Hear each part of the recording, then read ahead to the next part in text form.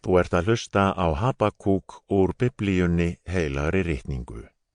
Lesari er Eggert Kåber. Habakúk er hluti af Gamla testamentinu. Biblíuþýðingin sem lesin kom fyrst út á prenti árið 2007. Habakúk. Fyrsti kafli. Spádómur sem vitraðist Habakúk spámanni.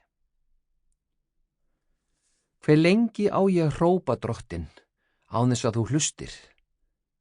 Ofbeldi hef ég hrópað til þín, án þess að þú kæmir til hjálpar.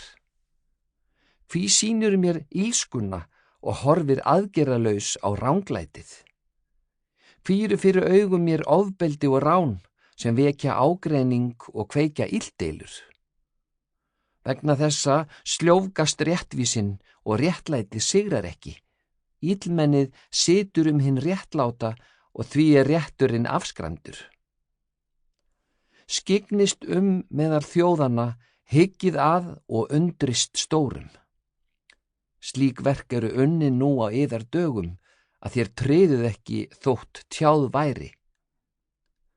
Nú magna ég upp Kaldea, þá bráðu og grimlindu þjóð, sem leggur leið sína heiminn þveran og tekur sér lönd sem ekki eru hennar.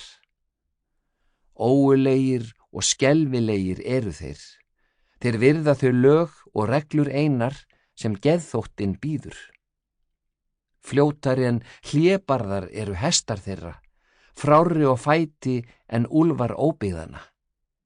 Gæðingar þeirra þjóta að úr fjarska sem á vængjum bornir, eins og gammar steypa sér yfir bráð.